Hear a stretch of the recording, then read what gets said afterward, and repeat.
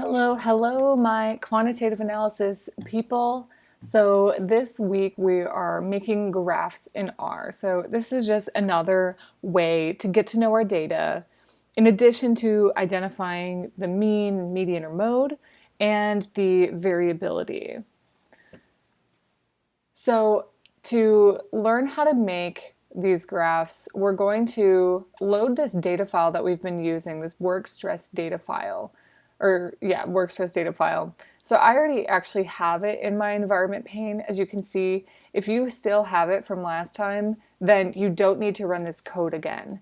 But if you need to download it again from your computer, you'll just use this line right here, this line of code, and run it, and it'll allow you to select the data file wherever it was. If it was in your downloads, this is a random folder you're seeing here, or if you have a class folder or something where you saved it.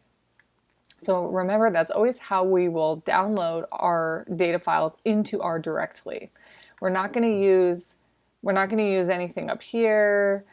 You don't have to manually input everything. You will run this code and it'll be nice and easy, and it'll make it all pretty and user or able to be used over here. User friendly is what I was going for. Okay, so here is just again a description about the data set that we have. So we have the work hours, which is just the number of hours worked per week for each person, and then their gender and the number of kids they have, whether or not they had a migraine within the last week. And then we have these 3 survey data or survey items. And the survey items are a little confusing because if you look at our data file, they're in numeric format. So people responded and their responses got a number from 5 down to 1. From 5 down to 1 here as well. And then this one, I believe, should be 1 to 7. Yep, you can see it if you hover over the variable. Range from 1 to 7. And so when you read this, it says a response to a survey question asking to the extent to which they agree or disagree with the following statement. So in this case, a 5 would be a strongly disagree, and a 1 would be a strongly disagree, and a 5 would be a strongly agree. And some people said, oh, well, this sounds like it's maybe an ordinal variable because we have the strongly agree to strongly disagree. And they're technically right that it does seem like an item like this would be more of an interval or a ordinal variable. But because we transformed their responses into numbers, we can treat it like an interval variable. And we're going to treat it like an interval variable going forward. So in the social sciences, we had these survey items, and there's a qualitative response to the survey item, but then we transform it into a quantitative number, and there is no 0 point for a survey item, right? It wouldn't make sense for people to mark 0 when the range is 1 through 5. So for these survey items, we're going to call them interval. So hopefully that clarifies a little bit about these kind of trickier variables here. And then we have our annual income. So in this video, I'm going to show you how to create a histogram. And when we're making a histogram, as you'll remember, histograms are for interval and ratio variables.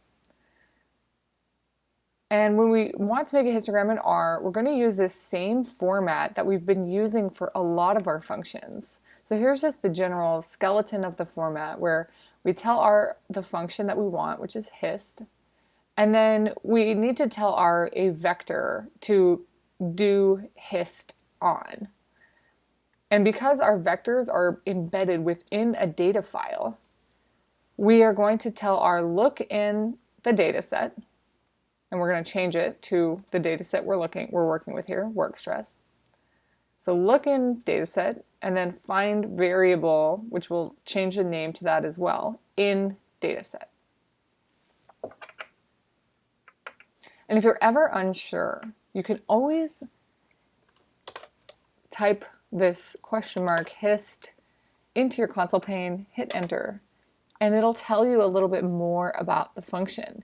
And when we're looking here, it's a little hard to read, it's a little gibberishy, but this is telling you how you can write your hist function. The first thing that we tell it is the type of object we're going to give it. So we look down here at the arguments that hist takes, and it says x has to be a vector of values. And so that's how we know we need to set it up this way. It doesn't matter if we're calling a vector in a data frame or if we manually imputed the vector on our own. Either way, this value needs to be a vector. And so because we have the work stress data file with like a lot of people who responded, there's no way we can manually impute these values. So we called it in ourselves, and then we can call the vector using this format in R. And then I just mentioned here, if you're ever confused or lost, you can always Google. I simply would just Google something like how to make a histogram in R. I mean, first of all, you can always come to me and ask me, but if you just want to figure it out on your own, Googling is such a amazing way to learn more about R. Seriously, I just ask questions in Google and it'll come up with answers on Stack Exchange. So those are just two ways to figure it out. Okay, so I'm going to run our hist function. So we say, make a histogram, look in work stress data set, and find work hours. Make the histogram for that. And here we have it. We can see a general clustering around the 40-hour mark, which makes sense because most people probably work full-time. But this graph is a little ugly. The title is ugly. The labels are kind of weird looking. So we're going to make it a little nicer with some additional arguments that we tack on to our hist function. The first one, and just as another plug here for these help functions that you can use, you can actually find these additional arguments here. The reason why I keep showing you this is so you start to get used to looking at this pane and using the help function to learn a little more about your functions. It's kind of hard to understand at first, and there's a bit of a steep learning curve, but over time, this will start to make a lot more sense to you. And even still, like there's certain things that when I look at it, I don't know what it is. I can run hist and I can understand a lot of what this means, but I don't necessarily know what angle means, you know? Anyhow, when we're trying to add a label to our graph, we can use this main xlab and ylab function arguments. And I'll show you how to do that here. So we ask R for histogram. We tell R what vector we want our histogram to be done on. Then we set main for the main title equal to, and then quote, average work hours per week. That's what I'm calling it. You can call it something else. It's just, that's what we're graphing, so it would make sense to have this as a title. And then end quote. You have to have these quotes to tell R to name your title this. If you don't have those, it'll probably give you an error. Then the same for the X label. We're telling R to go down to the X label and call it the number of hours worked. And then I'm going to name the Y label as well, number of participants. Even though frequency was what it was called before, that probably would have been okay. So here you can see how we added our X label, added our Y label. So we're just building off this original function. That's how it originally came out. And then we added a main title. And then we added labels on the axes as well. Now we might need to change the number of class intervals because this is kind of a lot. they're only in 5 bucket increments, and there's some really small ones, so maybe we want to clean it up to make it a little less complex. So to make the graph less complex, we can reduce the number of intervals by using this additional argument called breaks. Breaks tells R how many times to divide the graph. And so to figure out how many breaks to ask for, we take the number of intervals that we want and then subtract it by 1. That'll make a little more sense when I show you what it looks like. So breaks is essentially saying how many of these lines inside your graph that you want. That's what the breaks are.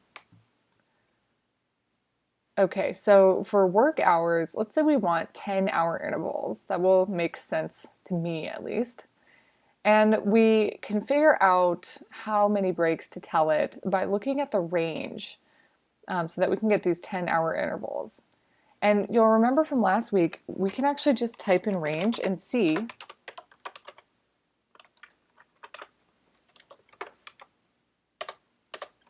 and I did it in the console pane down here because I don't need this information up in my main R script. So down here I just typed in range and then told it to tell me the range for work hours in the work stress database or data file. So the minimum is 13 and the maximum is 80. See, I have that up here and we can see the range is 67. You can just even do a little math down in your console pane for some quick information. So 7 intervals would represent our data in increments of 10 because you have about 70 and we want it to be 10 hours each. So we divide it by 10 and that gives us 7 intervals. And then we take the total number of intervals that we want and subtract it by 1, and that's how many breaks we tell R to put in. So here I'm just using the same code from up here, but I'm tacking this breaks argument on at the end. And so now we can see we have these 10-hour intervals, essentially, from 10 to 20, 20 to 30, 30 to 40. Okay, so it's a little bit prettier.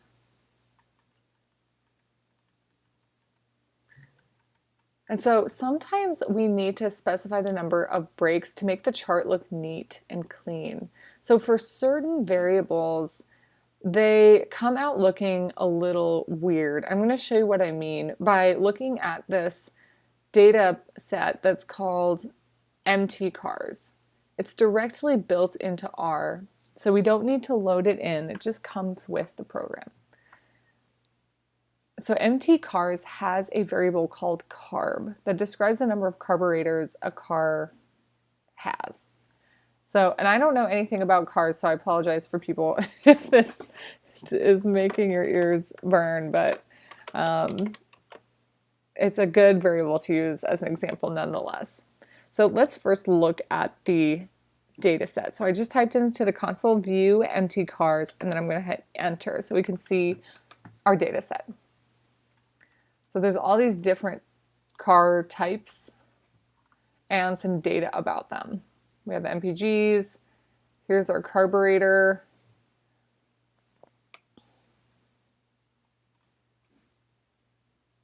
Okay, so to get familiar with the values, I'm going to type in table MT-cars carburetor. So I'm telling it to give us the values for this carb variable.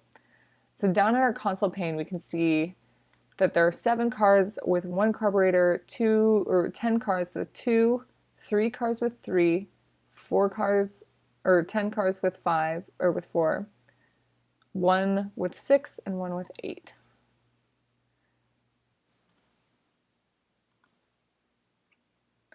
Okay, so when we make this histogram, we see that they are lumping together this first two groups, the cars with one carburetor and the cars with two carburetors, they're all essentially going together in this first bucket. So we can tell because the first one is 7, this is 10, you add them together, it's 17.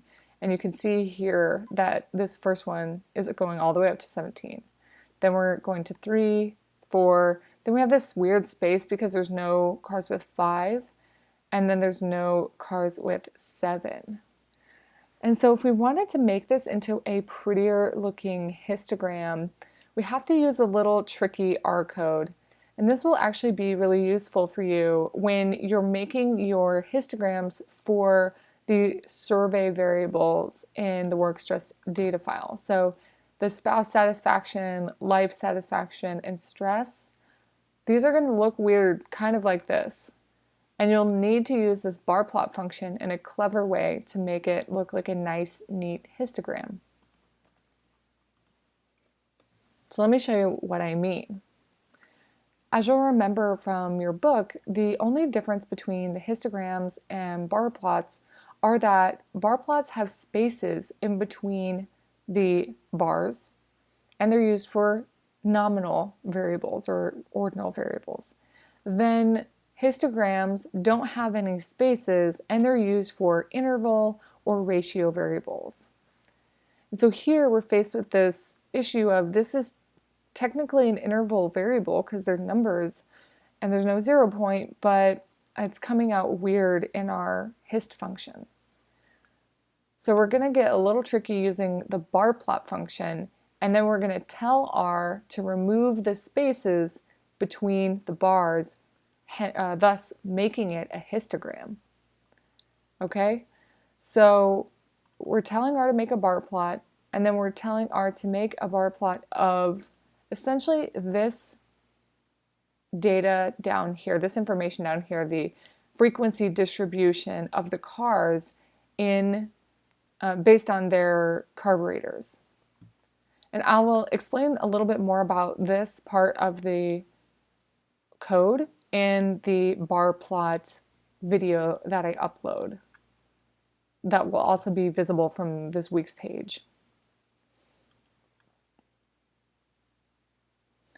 Okay, so then we give it a title. We say this is what our x-axis is going to be called. This is what our y-axis is going to be called. And then here we say how many breaks we want. And we figure that out the same way we figured it out before, where we count how many intervals there are, or how many sections there are. There's 1, 2, 3, 4, 5, 6. And then we subtract by 1 to get the number of breaks. Now you see they separated out, or R separated out, this first group by this second group. And then it pushed everybody together so it looks like a nice histogram. This is kind of, it's a little weird because the class intervals here are just essentially 1. It's 1 unit instead of having a range. Whereas with the work stress, work hours, we have these ranges from 10 to 20, 20 to 30. Sometimes you run into this issue where you don't have a range like that. You want to just see kind of this group of people, cars with 1 carburetor, 2 carburetors. Again, you'll see that in your work stress data file. You'll see that for the surveys. So you'll have to use this code to do the survey items.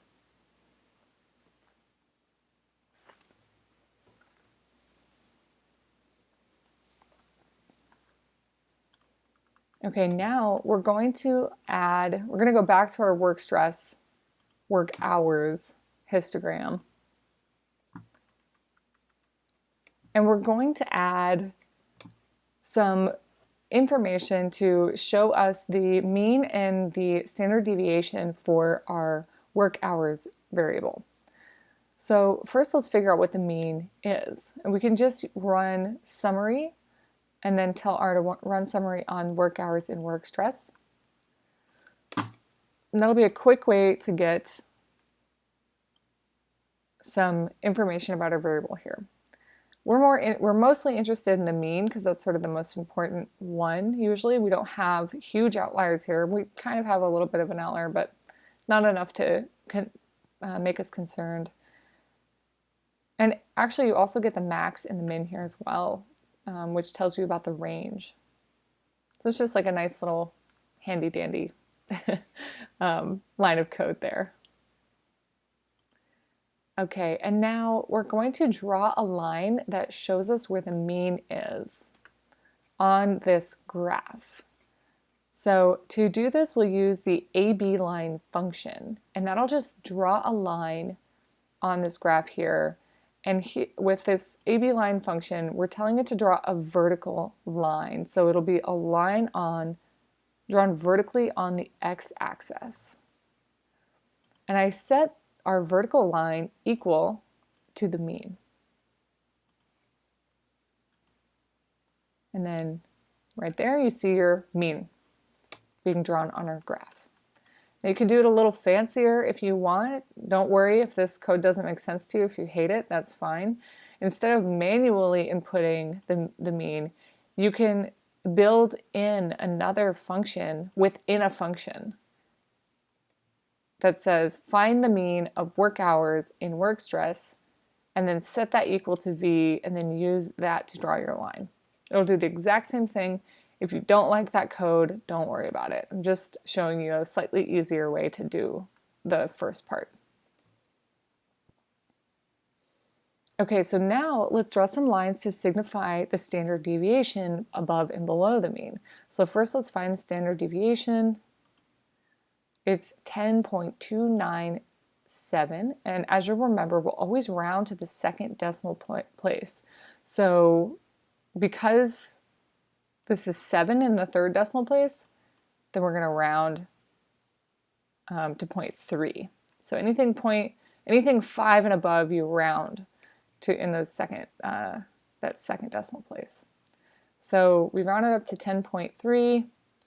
And as I mentioned, we're going to draw one standard deviation above and one standard deviation below to give us sort of a sense of the spread or the variability in our data file, or data variable.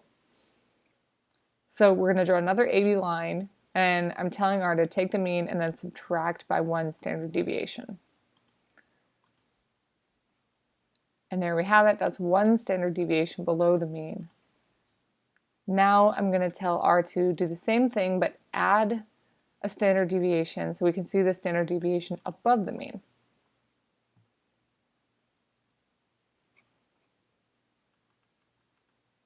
And so here again, I'm showing you kind of like the fancy way to do it, but you can explore that if you want. If not, then this is a nice straightforward way. Okay, so next, I want to change the colors because it's kind of hard to see this black on black.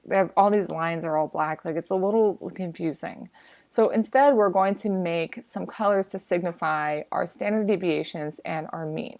We'll set the standard deviation lines to blue by tacking on this additional argument with a comma and then color with just COL equal, and then we'll put the name of the color as blue.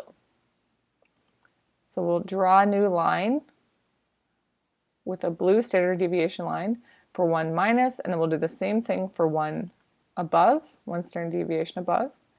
And now I also want to make our mean red. And notice when you make the color, you have to have the quotes around the name of the color. Otherwise, it'll give you an error. So you can kind of see the mean is signified with the red, then we have one standard deviation below and one standard deviation above. Now I want to make the lines a different type as well. So normally we just get a standard solid line, but I'm going to change the standard deviation to a dashed line to further allow us to differentiate what we're looking at here.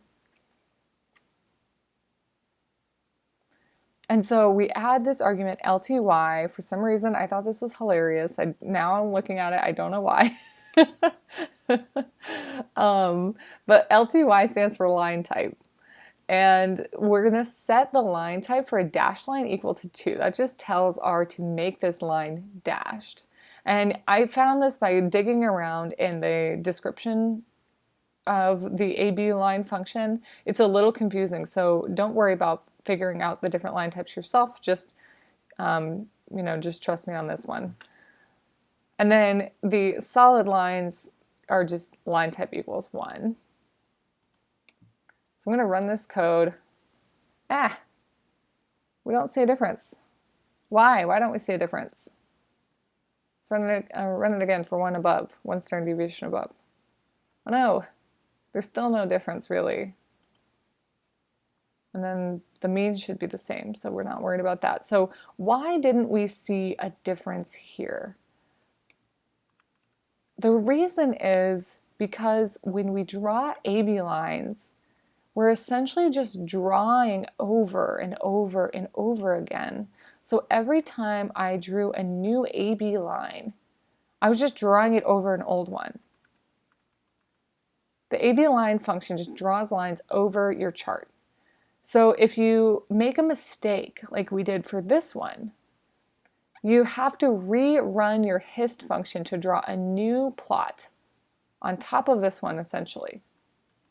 There's a new plot. Now when we try our fancy dashed lines, it's clean. There's nothing else there because we haven't run any AB line functions. So now we have our awesome looking dashed line. And we'll run our next one and then our mean. And so this is what you'll want when you turn in your homework. You'll want it to look like this. But if you make a mistake and you have these lines over, or you want to undo a line, essentially, you have to rerun your hist function to undo it. And then you can start fresh with your AB lines. So I put that in there so that you know how to fix a mistake. With R, you can't Control Z, you can't undo. There's no, it's not like Word or like PowerPoint or something where you can undo a problem or a mistake in a normal way. You have to do it sort of in a backwards way where you redraw the graph and then put your corrected lines on there. Okay, so then the last thing I want to show you is how to save your graph. So you'll click export, then copy to clipboard. Now you have to press copy plot to have it.